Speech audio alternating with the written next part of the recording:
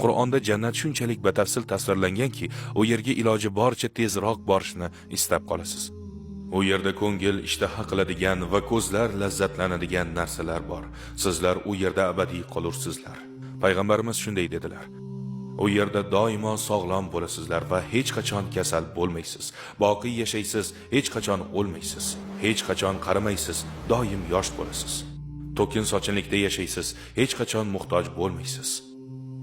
Jannatda erkak kishi o'zining eng navqiron va kuchli payti 33 yoshida bo'ladi. Er-xotinlar jannatga kirsalar, ularning turmushlari ham abadiy davom etadi. Bu dunyoda nikoh qurolmaganlar u yerda istagan kishisi bilan nikoh quradi. Rasululloh jannatni bunday tasvirlaydilar: jannat oltin va kumush g'ishtlardan qurilgan, uning hidi mushk, mayda toshlari marvarat va yoqutdan, tuprog'i esa zafarondandir. Kimki unga kirsa boqiy yashaydi, azob ko'rmaydi, baxtli yashaydi va o'lmaydi. Kiyimlari hech qachon eskirmaydi, o'zlari esa hech qachon qarimaydi. Va eng qizig'i shundaki, tabiat qonunlari va bu dunyoning sabab-oqibat qoidalari u yerda bo'lmaydi. Ya'ni nimani istasangiz o'sha zahoti paydo bo'ladi. Meva yeyish uchun urug' ekib hosil berishini kutish yoki sotib olish uchun biron joyga borishingiz shart emas, chunki jannatda hech qanday mehnat, hech qanday kutishlar yo'q. Alloh istaganingizni o'sha zahotiyoq muhayyo qiladi. Daraxtdan meva uzib olsak, darrov boshqasi paydo bo'lib qoladi. Daraxt zarracha o'zgarmaydi. Go'sht yeyishni xohlasangiz, oldingizda pishirilgan holda go'sht paydo bo'ladi. Bir savol so'rayman. Tug'ilganingizdan beri necha xil taom yegansiz? Bu hayotda dunyodagi mavjud bo'lgan taomlarning bir qisminigina yeya olishingiz mumkin. Ana shuning o'zi ham bizni hayratlantirish uchun yetarli. Bizni hayotimiz dengizdan bir tomchi bo'lsa ham, baribir mazza qilib yashayapmiz. Masalan, pomidorni o'z ta'mi bor, tuxumni o'z ta'mi bor, qalampirni o'z ta'mi bor. Ularni aralashtirsangiz butunlay boshqacha ta'm beradi. Bugunga qadar dunyodagi taomlarning 1% ni ham tatib ko'rmagan bo'lsa kerak. Endi buni jannat taomlariga solishtirsak, milliondan biriga ham to'g'ri kelmayapti. Yana bir ne'mat haqida gaplashsak, jannatda gina, hasad kabi qalb kasalliklari yo'q. Barcha yomon hissiyotlar olib tashlanadi. Hamma aka-ukadek yashay boshlaydi. Alloh buni quyidagicha tasvirlaydi: ularning dillaridagi g'illig'ishtlarni chiqarib tashladik. So'rilarda bir-birlariga boqib do'st bo'lgan hollarda o'ltiruvdilar. Shuningdek, Rasululloh aytganlar: ularning qalblari bir kishining qalbi kabi bo'ladi. Ular orasida hech qanday kelishmovchilik yoki o'zaro nafrat bo'lmaydi. Xuddi aka-ukalardek odamlar dunyodagi xotiralarni eslab gaplashib o'tirishadi. Bir paytlar yashagan davrlarda yana bir bor kezishlari mumkin bo'ladi.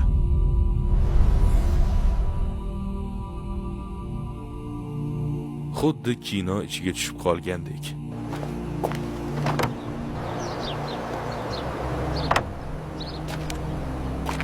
Dunyodagi eng qiziq voqealarni ko'rishlari va o'sha joyga borishlari ham mumkin bo'ladi.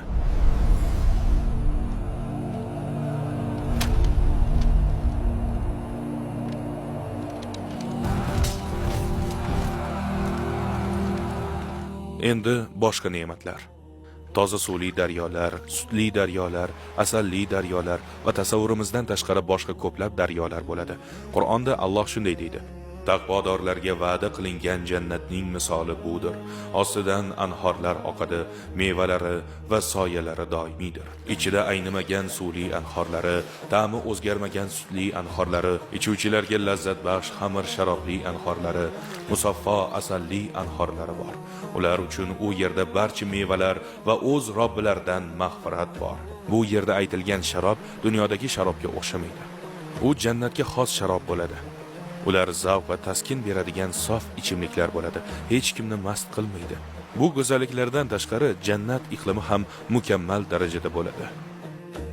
Dunyodan farqli o'laroq na issiq, na sovuq, hammamizga yoqadigan ajoyib havo. Jannatda tun bo'lmaydi. Tuganmas nur yuraklarni quvonchga to'ldiradi va ularni quyuq soyalarga kiritamiz. Jannatda tun yo'q, faqat nur bordir. Jannatda uyqu ham bo'lmaydi. Bu dunyoda uyqu yoqimli, chunki u charchoqni chiqaradi. Jannatda esa charchoqni o'zi bo'lmaydi. Ularni u joyda charchoq tutmas. Bu dunyoda qiziqarli ishlarni qilsak ham biroz o'tib zerikamiz, to'g'rimi? Jannatda ham shunday bo'ladimi? Umuman, zerikishni o'zi yaratgan Alloh sizni zerikib qolishingizga yo'l qo'ymaydi. Demak, jannatdagi uyimiz abadiy xursandchilik, zavqqa to'la, muhtojlikdan xoli bo'ladi. Unga kirganlar hech qachon chiqishmaydi. Qur'on va hadisdan ma'lumki, jannatning 8 darvozasi bor.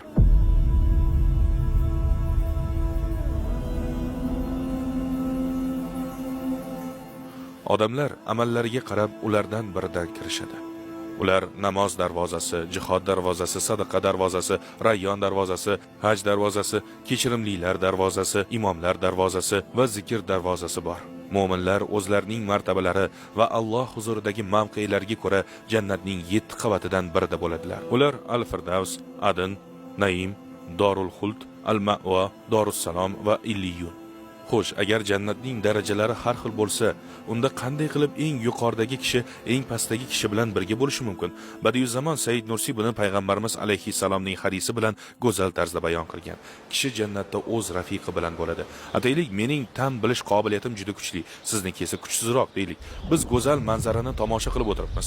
Meni ko'zim ham o'tkir, uzoq masofalarni ko'ra olaman. Siz esa unday emassiz. Stolda yonma-yon ovqatlanib o'tiribmiz. Kim ko'proq mazza qiladi? Men albatta. Chunki ko'zim yaxshi ko'radi. Tan bilish qobiliyatim ham zo'r. Xuddi shunday, agar biz jannatda bir dasturxon atrofida o'tirsak va do'stimiz bilan bir xil taomni yesak ham, har birimiz oladigan zavq baribir har xil bo'ladi. Lekin hech kim shikoyat qilmaydi.